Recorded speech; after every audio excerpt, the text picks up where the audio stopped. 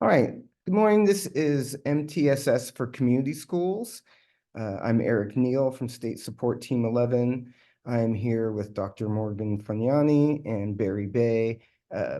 Dr. Morgan will be checking the chat for us today. So if you have any questions throughout, please go ahead and put them in the chat. And I'll also have a chance for people to unmute and ask questions if they would like. This link is to a PDF copy of our PowerPoint presentation today. All of the links in this PDF that are in the PowerPoint are live, and they will take you to the different websites and resources that we mentioned during the professional development today. Give you guys just another minute to access this. And Dr. Morgan has put this in the chat.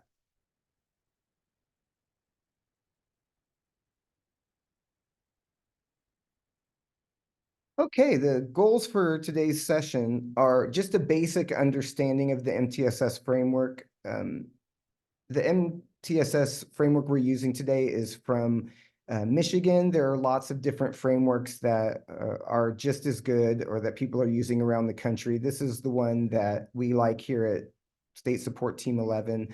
And we just want you to have kind of a general understanding. This isn't a full professional development session, but more meant to help you understand what the components are and then match you up with support from State Support Team 11 if you'd like to know more about that.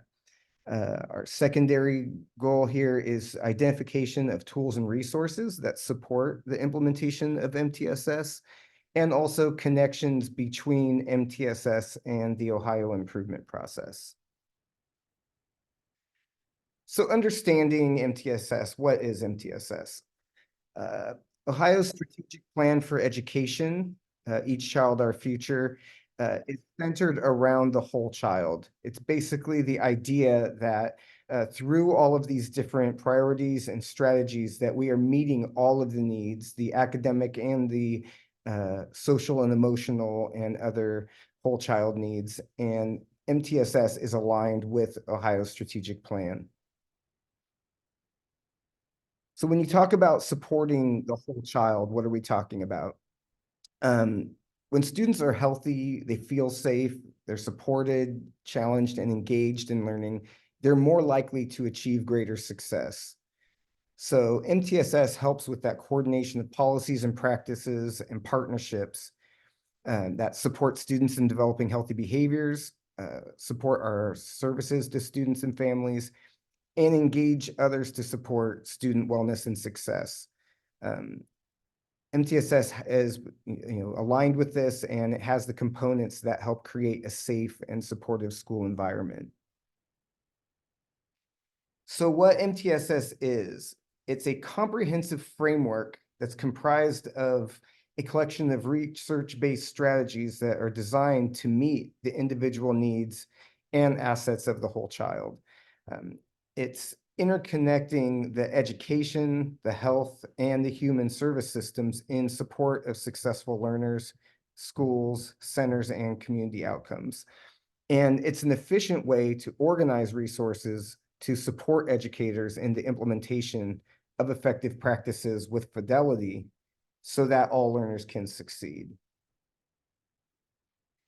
A lot of you will be familiar with the pyramid. MTSS is the combination of your academic systems and your behavioral systems. The idea you see here in the pyramid is that the bottom part, the tier 1 part, is universal. This is for all students. Everybody gets this. It doesn't matter if you're an English learner or you're a student with a disability or what your status is. Every learner in your organization gets these tier 1 universal supports. This is where your core curriculum lives. This is where your PBIS framework and behavior matrix lives. All of that is what you're doing for all students to meet their needs.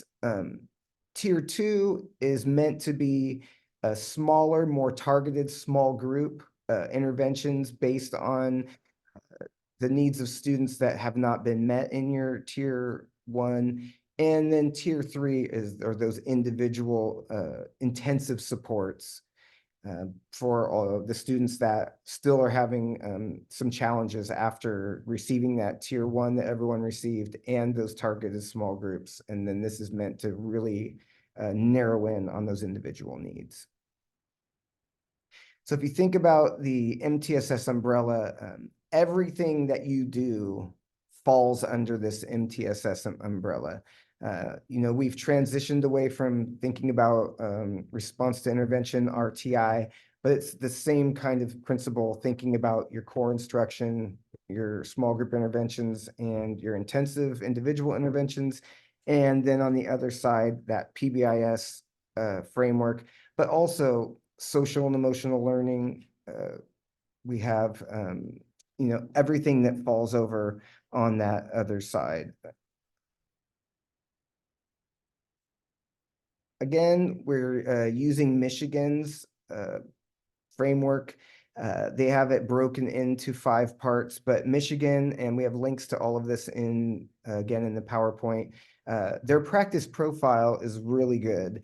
It shows basically all of the different components, what it looks like as you're developing your practices and putting together your framework, and then what it looks like when you have it completely expected use in practice. And it also shows those unacceptable variations where if you're not doing this, that it really takes away from what makes each of those components work.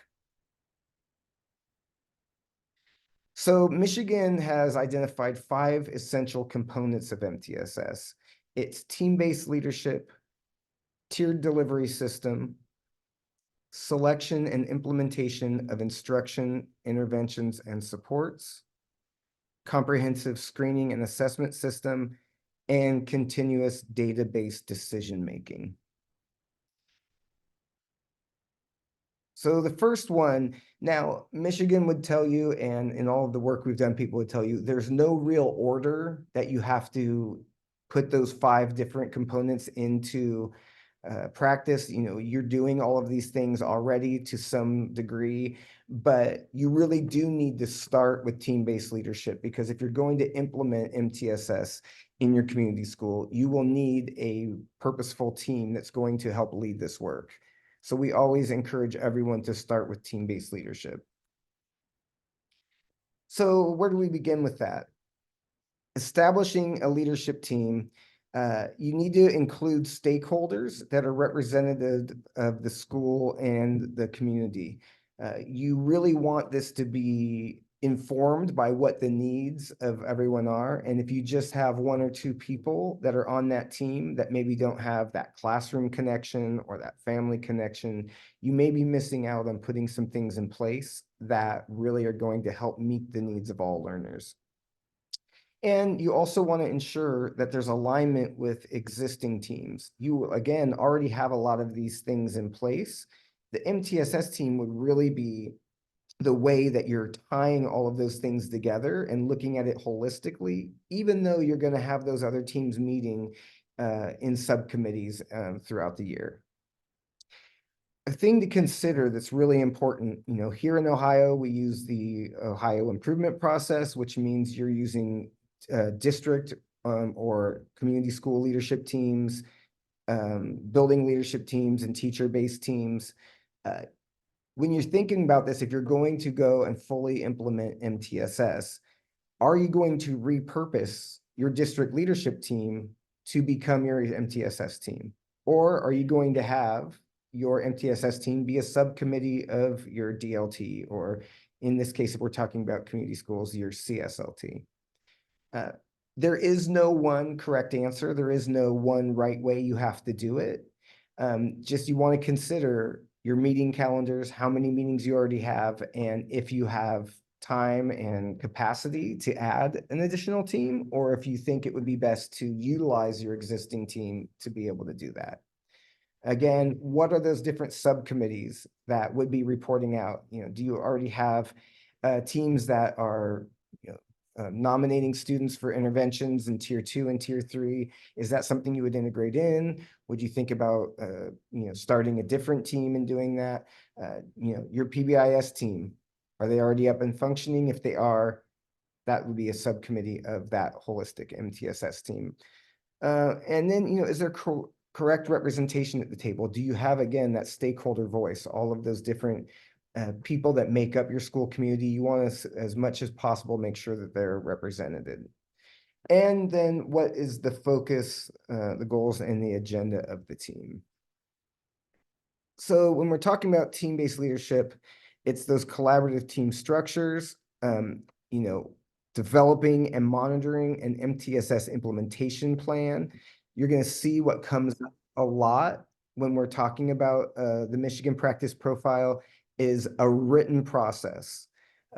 We have lots and lots of processes that we do without even thinking about it a lot of the time. And without writing those down and having it accessible to everybody, you are running the risk of, if someone leaves, then having to start all over again. So really making sure that you're putting together a written plan that shows how all these pieces fit together. That's going to be really critical and part of that team's work. And then another responsibility here is kind of identifying ongoing professional development and coaching needs for MTSS implementation. And then establishing communication and a feedback loop so that everyone knows what's happening and the work isn't just living in with this team. So the composition, you want to make sure you have your school leadership. If you're a community school, think about possibly having your sponsor or an operator or a management company representative on your MTSS team.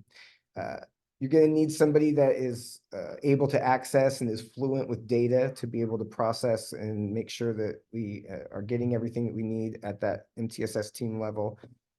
Making sure you have both general and special education teachers on the team. And then again, to what extent possible, families and other stakeholders. A key component when you dig into the Michigan Practice Profile on team-based leadership, it's one of the first things you see. Somebody on that team needs to have decision-making authority. If you have this team working off in a silo and they always have to go back and check in with somebody to be able to make decisions, it's going to hold up the process of the team, and it's going to make it really difficult for people to get things done in an efficient way. So their responsibilities here for that team. They're supporting the mission and vision of the district community school. They're establishing clear roles and responsibilities, not just for team members, but for everybody within the framework. They have shared accountability and responsibility for maintaining and establishing that plan, that MTSS implementation plan. They meet monthly to review the implementation and how it's going at the district or the community school level. And then they are supporting the composition and development of these other teams, like your teacher-based teams. And they're ensuring that MTSS is connected to continuous improvement, that they're utilizing the Ohio improvement process to make adjustments as needed. The professional development and learning, you want to make sure that we're allocating resources that not just professional development on these individual strategies or things within your framework, but really about MTSS, what it is and how it works. You want to make sure that you're developing that understanding throughout your organization. And you want to make sure that there's coaching involved so that people haven't said, oh, here, you went to a PD session, you're an expert now, and you're on your own. We want to make sure that there's job embedded coaching along the way, and that we're checking to see that those changes are being made in adult behaviors based on that coaching.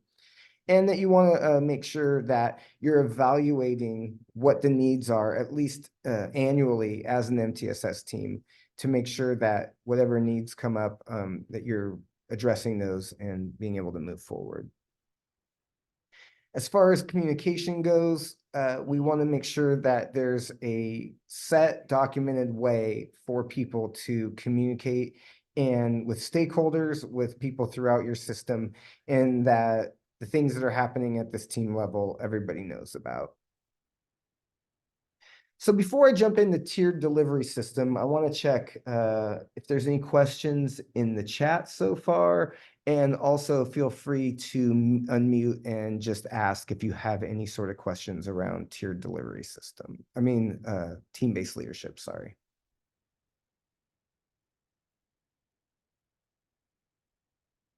Okay, we will have time at the end also for more questions. So if you want to make notes and just kind of process and hold on till the end, that's fine. All right, so the next of the 5 components is tiered delivery system. A tiered delivery system is based on an aligned curriculum and the instructional practices, interventions, and supports that they're along a continuum to meet the needs of every learner. The tiers are intended to be layered with intensification of supports matched to learner need. We'll talk a little bit more about what that means coming up. So this is a really good visual that gives you an example of what we talk about with layered. You sometimes will hear people use language like, oh, that's a tier 2 student or that's a tier 3 student. The tiers are where services take place. They're not an identification of a student or what a student is able to do. This graphic shows in tier 1 that base layer, that core instruction that everyone's getting. If you're thinking about PBIS, this is your building-wide and classroom-wide expectations, your behavior matrix, those things. Every single student in your building needs to have that information and understand what it means to be safe and responsible and how to navigate your school and their classroom. That's tier 1. Everybody gets that. That's not different for anyone. We don't pull people out during that time. We want to make sure that everybody has that core basic thing. Same for academics. If you're teaching your science of reading aligned reading block, your core reading curriculum, every student needs to be getting that. We don't want to have a case where we come in and pull a student out to get some sort of services during that time. This is your tier 1 core. Everybody gets it all the time. The layering, if you look at the visual, shows that the yellow, the tier 2, is on top of tier 1. Those students that are represented there in the yellow, those students are also represented in the green. They're not different students. They're the same students, some of which needed additional targeted interventions. And if you look at tier 3, that's layered on top of tier 1 and tier 2. So you're getting, if you're up there, you're one of those 2 students that's represented in tier 3. Those students have received everything that in the green. They've also received some sort of small group interventions there in the yellow, and they're also getting this individual one-on-one intensive intervention in the red. So it's a layering. It's not separate. It's not different. You're getting all of those things if you're one of these students. Again, if you look at the layering here of the pyramid, your core instruction, that first level, really needs to be meeting the needs of 80 to 85% of your students. If you're looking at tier 2 interventions and you're seeing that you've got 30, 40, 50, 60% of your students are receiving some sort of targeted interventions, that's a really big flashing red warning light that there's something happening in tier 1 that is not meeting the needs of the students. It doesn't necessarily mean that you're not doing it right, or that the teachers are underperforming or whatever. It means whatever you have put into place there is just not working. So the thought process around that really just needs to be reflection. How can we get to 80 to 85% in tier 1 so that it's manageable for the 10 to 15% that we should be serving in tier 2 and that 1 to 5% in tier 3? So systems and processes for these tiers, you need to have a defined data system and procedures for all of these tiers, for what takes place in there and for how you move between them. You need to have a process for learner identification, progress monitoring criteria, and communication and collaboration with stakeholders so people know what's happening and how you're moving in and out through these tiers. Professional learning and guidance. We want to make sure that we have high quality professional development for all of these things. If again, we're talking about our core instruction, we want to make sure that every teacher that is expected to deliver that tier 1 core instruction, we want to make sure that they know how to do that, how to plan for it, how to assess it, and what to do as they need to nominate or recommend students for other supports. We want to have guidance for educators on differentiated instruction, what that is, and guidance for educators on the continuum of the intensified interventions. When we talk about differentiated instruction, sometimes I've seen out in the field a little bit of confusion around what's differentiated instruction and what is universal design for learning. UDL, it aims to meet the needs of all students by removing barriers and creating expert learners. And this is something that you do, that you apply to your core, and you can apply this to other things as well. But it's a preemptive way that you design your lessons and the things that you do. And that's for everybody. Differentiation is a strategy that's aimed at addressing each student's individual levels of readiness, interests, and learning profiles. So an easy way to think about this is UDL, Universal Design for Learning, is a proactive approach. It's a way to make what you're doing more accessible and engaging to learners, while differentiation is a way to be reactive and think about what things you can put in place based on what those individual student needs are. We're not meant to do one or the other. It's a both and. I really like this graphic. This came from Katie Novak, talking about the overlap between differentiated instruction and UDL, and like what makes them similar and what makes them different. So, the thing that is core to this that I think is really important is the standards and expectations are the same for all learners.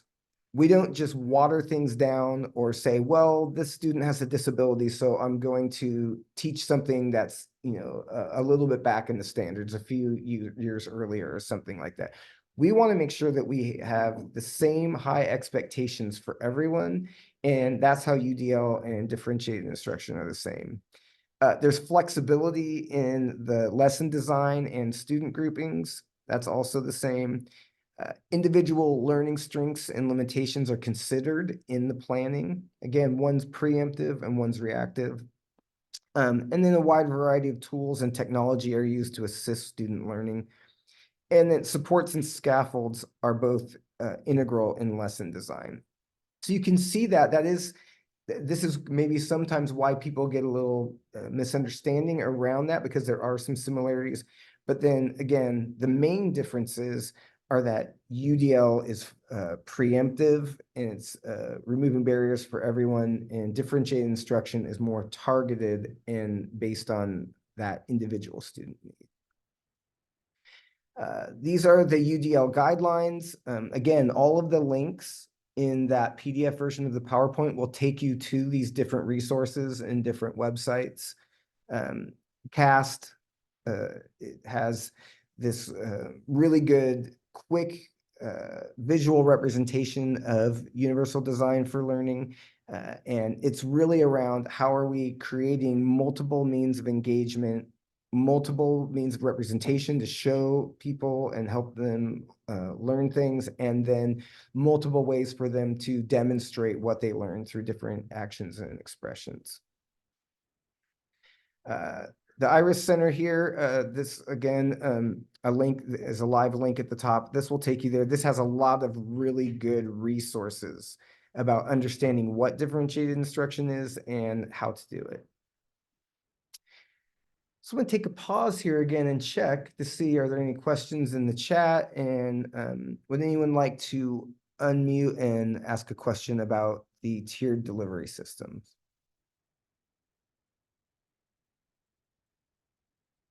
Okay, we're going to move on.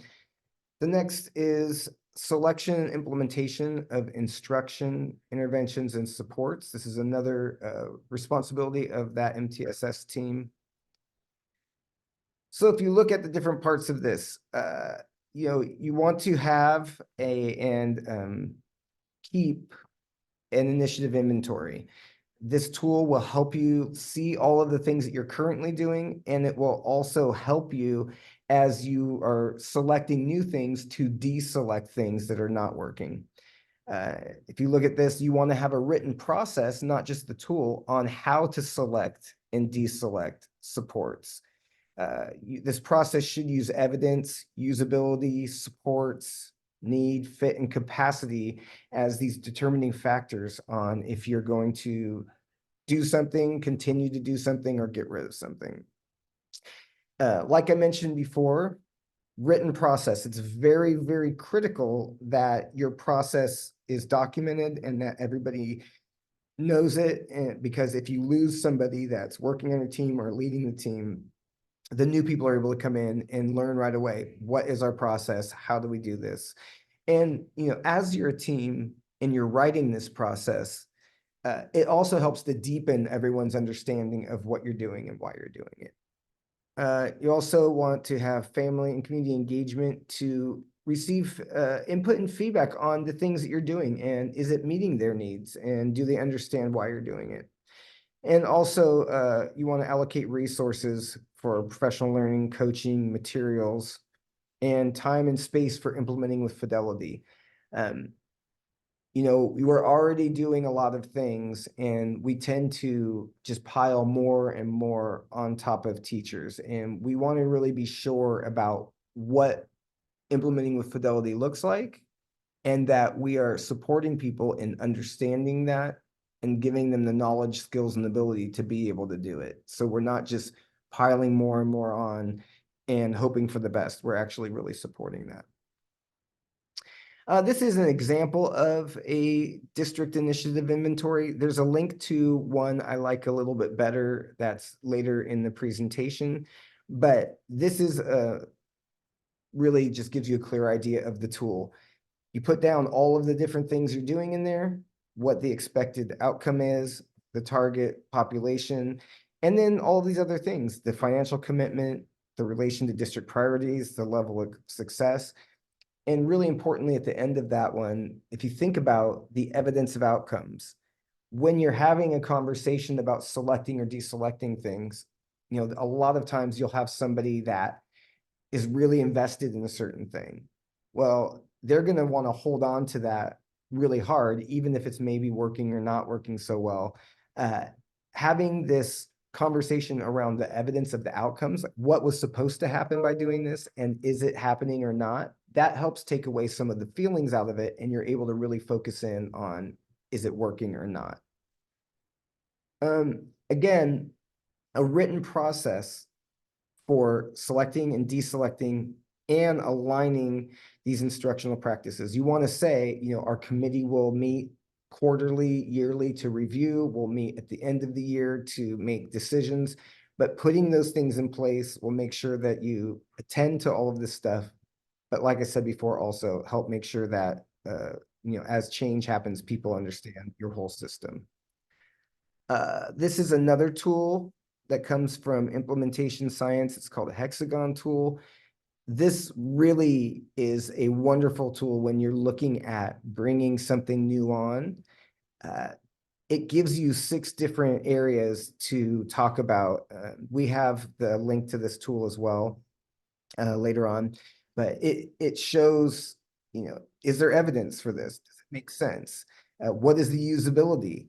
What kind of supports are needed? Is this even a need for us or a good fit with what the current initiatives that we're doing? And do we have the capacity? All of these are really important factors to consider.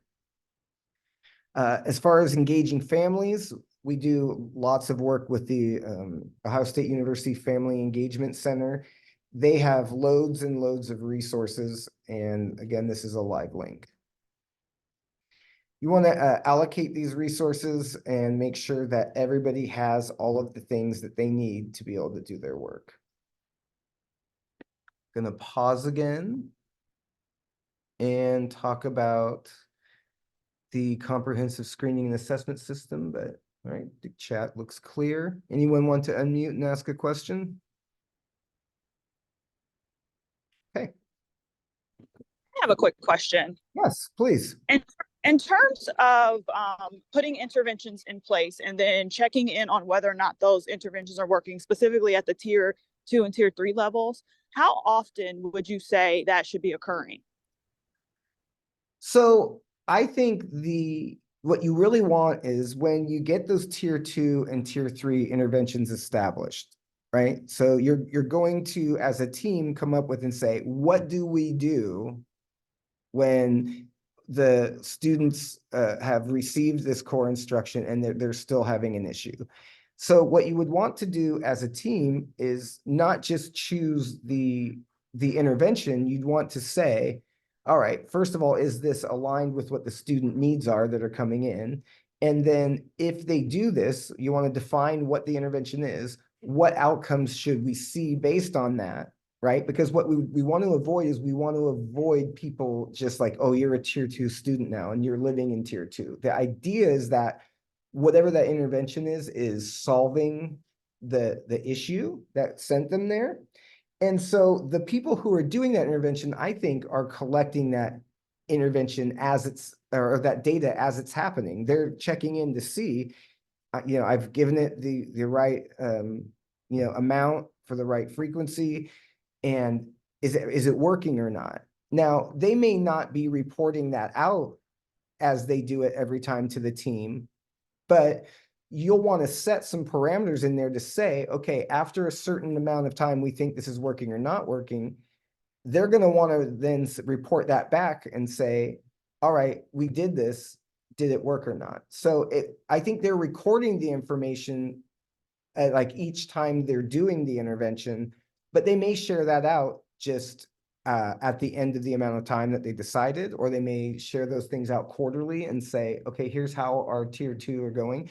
It's really up to your team to decide, number one, what's an actual manageable amount that you can get done in the time that you have, and what's reasonable as far as being able to report that out. But the critical thing is that in those interventions in tier 2 and tier 3, whoever's delivering them is recording what they're doing and if it's working or not. Now, how frequently or often that goes to the whole committee or the whole MTSS team, that's really up to you. But part of me feels like if you're doing it and it's not working, it's not having the desired effect, that's something that you would want to communicate out fairly quickly so that adjustments can be made, rather than saying, we waited till the middle of the year and then we said, hey, those tier 2 interventions we've been working on, they haven't been working all year long. Well, we've been doing something with students that whole time that's not really meeting their needs. So I don't know if does that kind of help a little bit. That is helpful. I think it's making me think that a lot of what needs to be in the MTSS system should be focused on strategies and not just the specific resources, because we won't be able to change resources as often as we might be able to change strategies. So I'm seeing some things in buildings, and I'm just wanting to make sure that I'm clear on how often the checking and responding to intervention should be happening. So that is helpful. Thank you.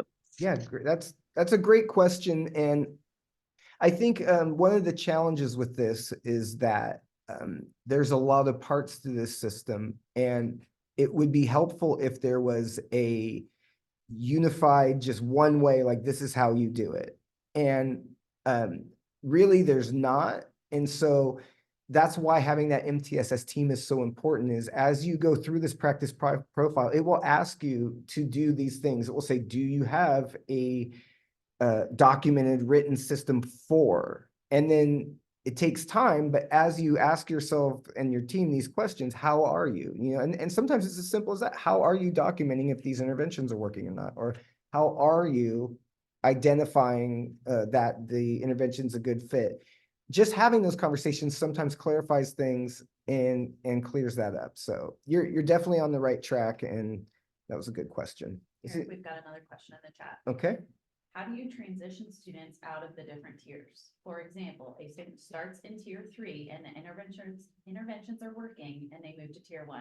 How often do you update the student tier status?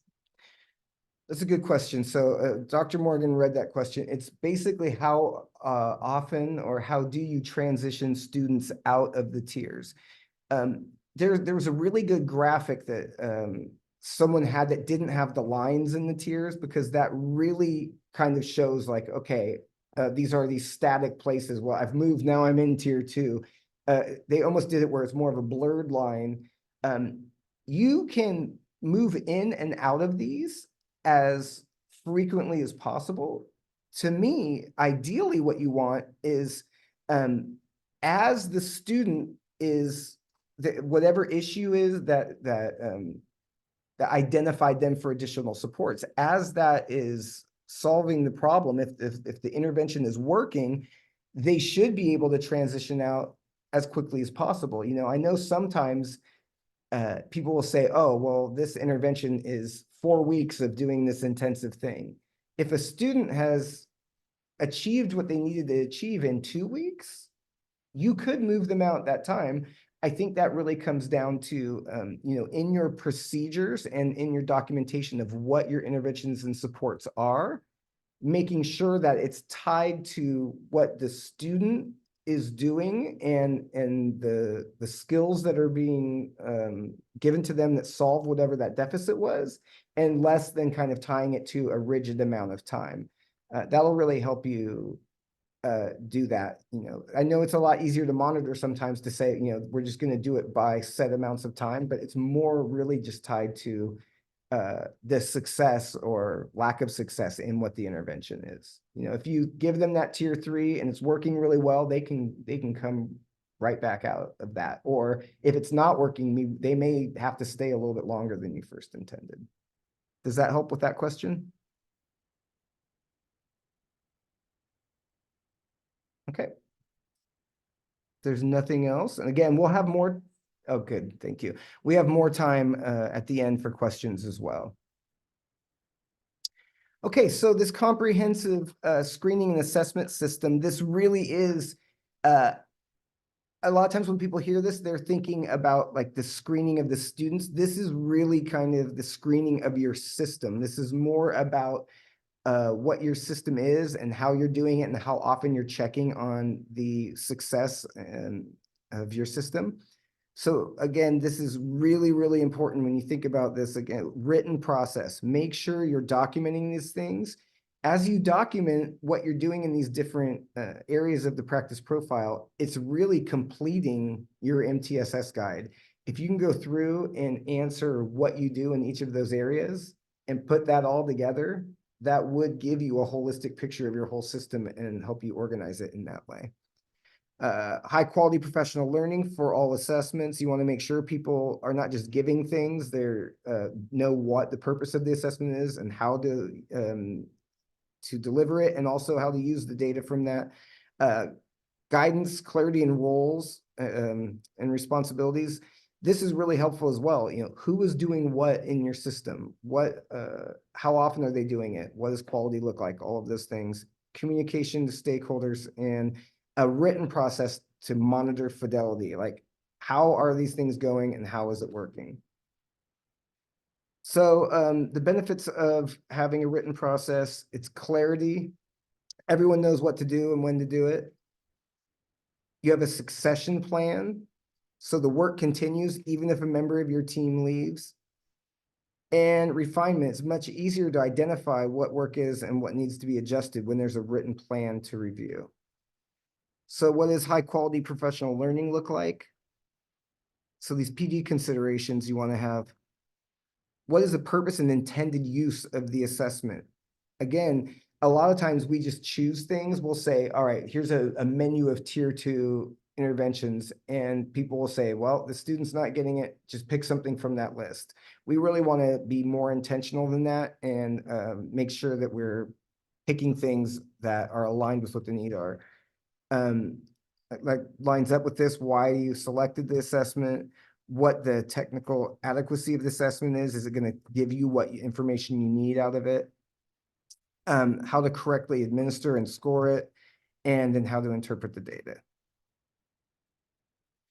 So the roles and responsibilities, what is the data collection window? You want to kind of put your data calendar together for the entire year. This will be really helpful for everyone to understand, and it'll also help you be intentional about when and why you're giving those assessments. You want to know who are the test people that are going to do that. You all probably have test coordinators or test administrator people in your building. Who's going to enter the data and the scores, and who will use the results and when they'll be used. And then also, do you have a dedicated data coordinator? So considerations for communication. Notifying learners and their families of the assessments, what the purpose is, the frequency, and the dates. Offering support to learners and their families on how to interpret the assessment results. I've gotten lots of iReady reports back from my kids' school, and I say, oh, this is nice, but what does this mean? Are they on track? Are they not on track? A lot of times, if you don't give people that information about what it means, you might have a pretty chart, but they may not know what that really means for their students' achievement. So if we're talking about monitoring fidelity, you want the names of the fidelity measures and what they are, identification of what it's assessing, and what does it mean to be doing it well. The schedule, again, how you can make sure that everyone knows when and how it's being done. Who is responsible for assessing fidelity? This is probably going back thinking of your testing coordinator person. How this fidelity data will be stored. Again, we want to report out to the MTSS team. We've given our benchmark assessment. We've got our results back from OST. We're using our iReady middle of year results, all of that kind of stuff. You want to have that description of the person that's organizing that and putting it into a form that the MTSS team can use. And then a protocol for continuous improvement. Again, in Ohio, we use the Ohio improvement process. Harnessing that process for MTSS is a bit of a mindset shift, but it really is the same thing. You can use those 5 steps to check on the fidelity and the success of your implementation at all tiers using that Ohio improvement process. Any questions on that part before we move on to database decision-making? All right. So continuous database decision-making. It's the analysis of your systems and student needs and progress. It's using the capacity, fidelity, scale, reach, and impact to inform decision-making. We want to be able to say something like, we reviewed our tier 1 instruction and we realized that 50% of our students need tier 2 interventions. You could say, oh, okay, our curriculum and instruction is not good just based on that. But that's not going to give you the full picture. You really want to be able to go back and look and say, was it delivered as intended? If you're thinking of, everyone's doing the shift to science of reading right now. And I know this has been a huge challenge for traditional districts, community schools, for everyone. Everyone's in the same boat with this. But to get the benefits of a science of reading aligned reading block, to be able to move all students, you need 120 minutes of uninterrupted instruction. Now, if you're going to say, well, our core instruction is not meeting their needs, if you go and look and we're getting an hour or 90 minutes or something like that, the instruction, your materials might be okay, and the way you've organized your block might be okay, but the delivery is the issue there. And then you're going to want to dig in deeper on that to be able to say, okay, well, is it a lack of planning, or is it a lack of professional development to be able to do that, or one of those things? You can't just throw out and say, oh, well, we're not getting the results we want, our system is bad. You need to know what parts of that are causing the issue. You want to have an efficient data collection system, process for assessing needs, root cause, monitoring evaluation. Again, that's OIP to help you do that. Communication with stakeholders, again, is very important, and high quality professional learning for decision making. So this whole system is built on data, right? What do we need? What data do we need to be able to monitor our system? You need screening for everyone, universal screening. That's going to help you identify what students are coming in with and where you need to get into that differentiation. We really want to get in this mindset, and this is where the UDL and differentiated instruction come in. You want to get in this mindset that as much as possible, we want to be supporting students in tier 1. You know, if you look and say, I have a 3rd grade class and 40% of my students are not reading at 3rd grade level, we still want to deliver that core instruction at grade level for all of those students. How can we use the screening information to figure out what they're missing and then differentiate and universally design to help them access that tier 1 instruction? So that screening system is really going to help you be proactive and plan accordingly so that you're able to meet most of the needs in tier 1. The progress monitoring, right? That goes for those tier 2, those groups. We're just checking in to see, are we helping and supporting, and are those needs being met? And then that diagnostic, getting into those real root cause things for individual students in that tier 3. And then measuring outcomes for all. We want to make sure, you know, at the end of the day, our report card is driven by OST data, by our state test data. How are we measuring outcomes on that? But also through student work and through the other progress monitoring, maybe iReady or MAP or things like that. So what are we using? We're using screeners.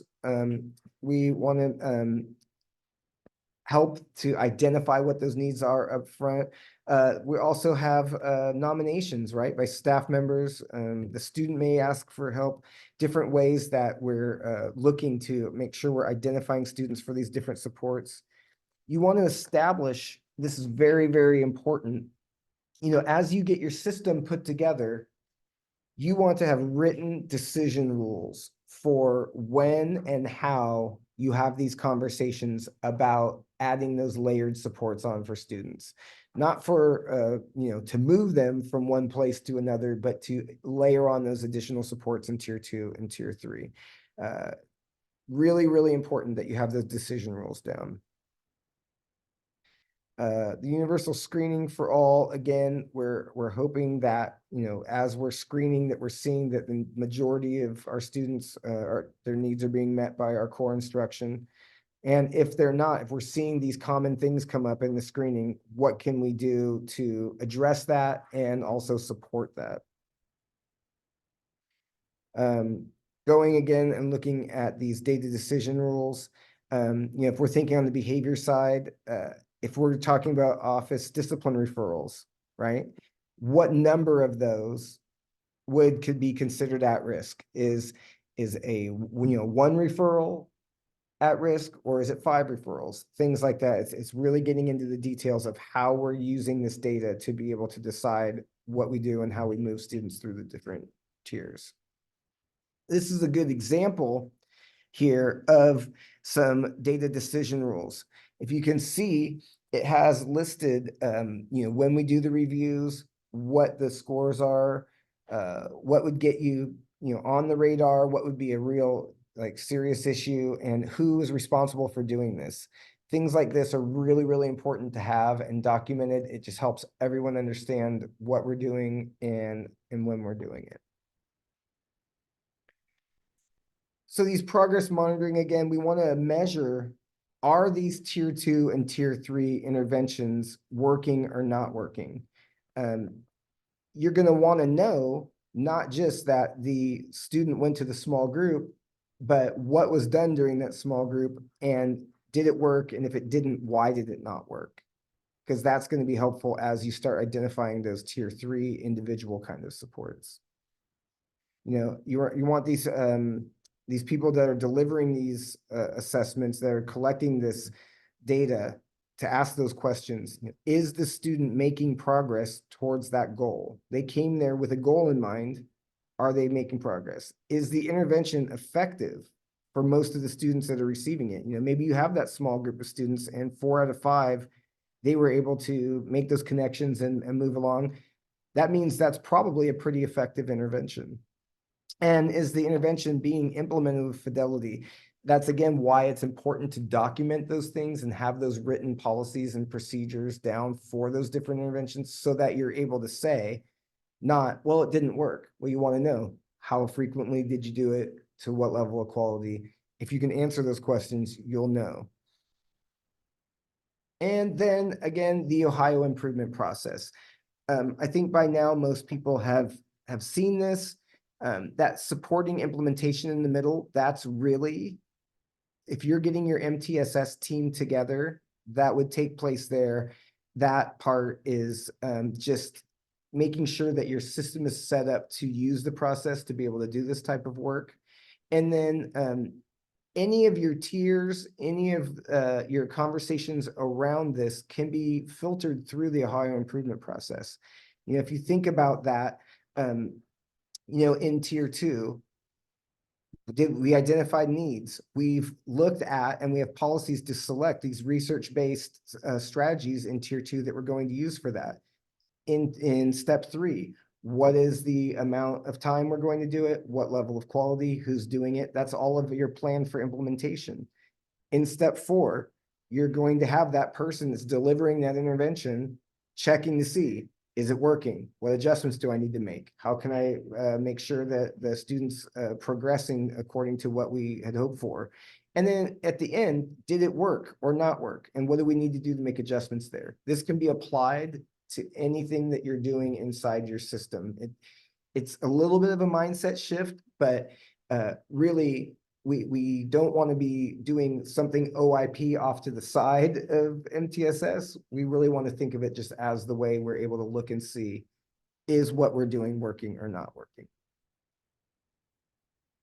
So I wanted to have a quick conversation or a way here to ask, you know, something that I've noticed as I've started to do this work in a lot of different places is, most people have a lot of this stuff already in place. Now, there may not be a written procedure, or it may not be documented, or you may not have an MTSS guide, or people may have not been trained, but it isn't like you guys aren't doing interventions already. It's not like there's not tier 1 instruction already happening. So what are some things that you guys already have in place that you'd be able to check off and put into an MTSS system right away? You can put it in the chat, or you can unmute.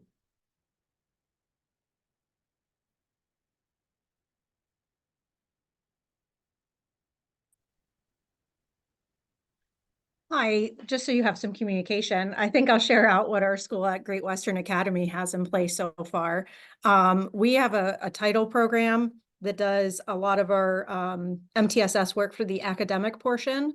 So what we do is we have our universal screener, our tier 1 screener. We use the STAR program, and then to follow the Ohio dyslexia law, we use the CBM.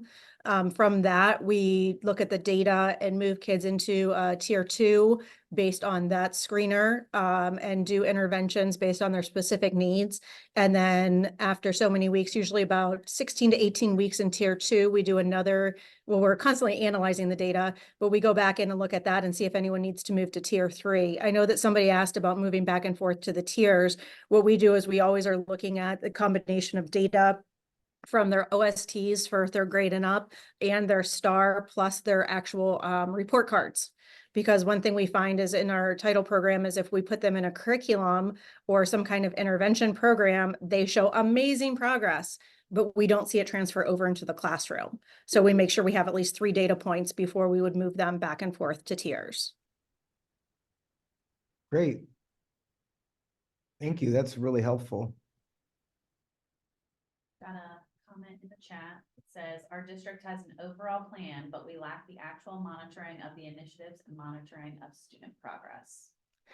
So I think that's something really common, having those pieces and parts in place, but maybe not the guide that's put together in a way that shows all of those pieces and parts and how they work.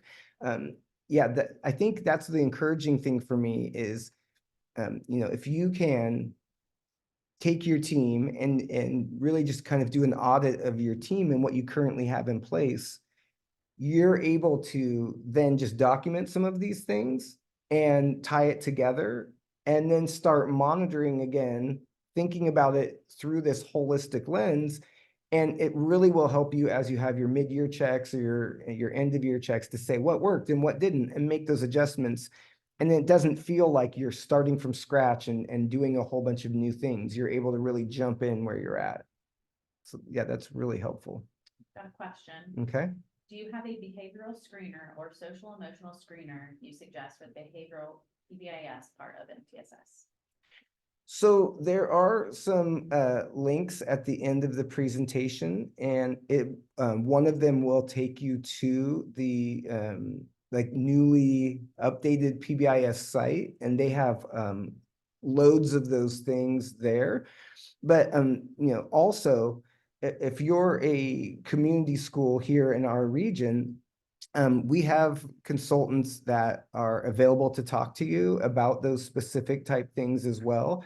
And part of this, we wanted this to be just more of a basic understanding and also an opportunity for you to connect with your SST consultant that will be able to help you through some of these. So if, at the end, if you'd like to stay on and find out your connection or your person here at the state support team, we're happy to help you with that as well. But the PBIS site that's in our links at the end, definitely a good place to stop on that, or start on that, sorry. Anyone else like to share something good that's encouraging that you see that you already have in place?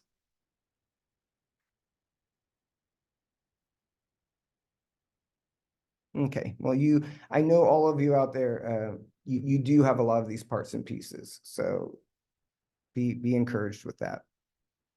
All right, so one of our other goals today was just to connect you with some tools. Again, there's live links on these slides that will take you to these different tools. The first one, and I've been using this extensively lately with district leadership teams who are trying to reorganize or come back together. This is great for any team at all. It's called a terms of reference or a TOR. The main thing is that language sometimes is a little bit confusing to people. Terms of reference, it kind of sounds almost like a glossary or something like that. Really what it is a team charter. And this, when they talk about having a documented process or documented thing, this tool will help you go through with your team and put down the purpose. What are the functions? The membership and roles and responsibilities. All of those things that you saw back earlier where they were talking about team-based leadership. If you fill this out with your team, it organizes you for your work. And also when new members come in, they're able to follow along with the work and figure out where you've been. So if you see at the top, it looks like it's in purple TOR. That's a live link to this tool. It'll make you, force you to make a copy, but feel free to use it as you see fit, and also to make changes. A lot of times people will add a column or delete a column or add a section. I usually will add meeting norms to mine just so that people, when they come back together, know like these are the expectations around when we meet. But really feel free to make this your own. And again, to reach out to your state support team contact. We're happy to help you facilitate this with your team and do this, but really, really helpful tool. This is another tool that this will force you to do a copy of. It's similar to the other initiative inventory that we saw in the slides. little bit more detailed, but I really, really think this is critical. We, again, load things on teachers, and, it feels like a new thing comes along and we never take anything off. This tool, if you keep it updated, will help you to see all of the different things that you're doing, and also to deselect when it comes down to adding something. Once you get your MTSS framework put together, the idea should be, all right, we've met as a team, we've researched all of these things, and we've put this together as what we think is the framework and the system for the academics and the behavioral, social, emotional needs of all of our students. Once you have that, you should be monitoring it and checking to see if it's working or not. If there's parts or pieces that are not, before you add something else, you really should be able to go through using this tool to say, all right, that part didn't work, we're taking that off, but we're going to add this new part on. That will help keep you from doing too many things and from getting burned out teachers and people that just feel like they're being overwhelmed with all these different things. So very, very good tool for that. And this is, again, there's a link at the top, that hexagon tool. There's actually a score sheet that goes with this that helps you, say, all right, we're looking at this new evidence-based practice or strategy. Let's go through the tool and see, is it a good fit? Do we have the capacity? Does the evidence match up with what our need is? What's the usability? Is this easy to implement, or is this going to take a lot of professional development? It really helps you go through and be objective about the things that you're choosing and the decisions you're making, rather than, it looks good, or, hey, I went to a conference, this sounded great, or something like that. It's giving you a really science-based approach way to have these discussions. This is that PBIS website that I mentioned. Very, very extensive. Will give you all of the information that you need when you're talking about implementing PBIS, but also, again, we offer team trainings here at the State Support Team. We offer individual coaching around this. We are happy to work with your individual school around PBIS. Attendance works. Chronic absenteeism is a big issue in our state and our region. Attendance works has a lot of these resources that can help you put things in place on that PBIS side of your MTSS pyramid. And then again, these are the links that I discussed before. There's live links throughout the presentation for those different resources and those different things. And then here are the links to the organizations that really can help support this work as you go through. I wanted to mention a couple upcoming professional development sessions that we have here at State Support Team 11. Aaron Lanou is coming in and doing a UDL workshop for teachers on March 11th. It'll go from 9 to 3. And we have Dr. Thomas Gusky coming in on March 15th to do a workshop on planning and evaluating effective professional development. If you're planning PD for this spring or this summer, it would be really, really beneficial to come to this. Dr. Gusky created a system that has 5 levels that you backward plan with. It starts with, looking at what are the student outcomes associated with what you're doing.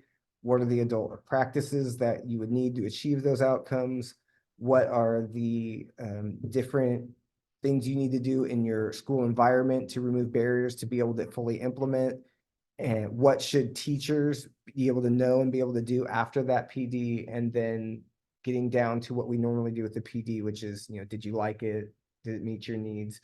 But Dr. Gusky has created a way that you can backward plan through those 5 levels to create PD. Then if you go back to what we talked about, how are you evaluating the effectiveness of your professional development? This is a way that you can set yourself up to plan it and also evaluate it. And you'll register for both of those through the portal on the ODE website. So before I put up our link to our survey, and we'll also put that survey link in the chat. That way you can get your CEUs for today and your certificate of attendance.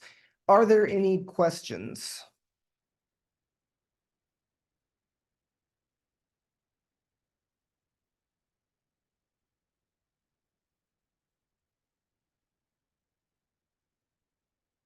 Okay, well, Dr. Morgan is going to put we put the link to our survey in the chat.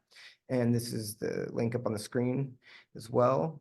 I want to thank you all today for coming to this presentation. And I'm going to stop recording now. And anyone that would like to stay on and just ask individual questions, I'm happy to do that. Thank you all for coming today.